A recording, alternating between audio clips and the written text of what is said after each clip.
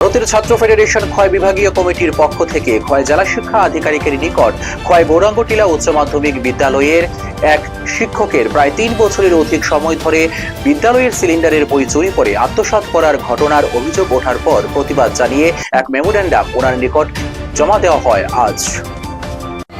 আজকে আমরা 7 তারিখ আমরা খোয়াই জেলা শিক্ষা আধিকারিকের নিকট গত কয়েকদিন আগে গৌরাঙ্গটিলা দ্বাদশ শ্রেণী বিদ্যালয়ে একজন শিক্ষক বরুণ দাস, তিনি বিভিন্ন অভিযুক্তে স্কুলের বিভিন্ন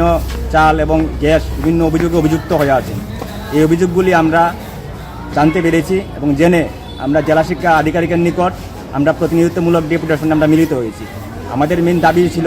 যে এই অভিযোগে যিনি অভিযুক্ত তাকে উপযুক্ত শাস্তির ব্যবস্থা করতে হবে এবং স্কুলে যাতে প্রয়োজনে অন্যদিন অন্য কোনো ঘটনা না ঘটে সেই দিকে যাতে প্রশাসন এবং বিদ্যালয় শিক্ষা আধিকারিক যাতে প্রয়োজনীয় নজরদারি রাখেন সেই বিষয়টা আমরা ওনাকে জানিয়ে এসেছি এবং তিনিও আমাদের সঙ্গে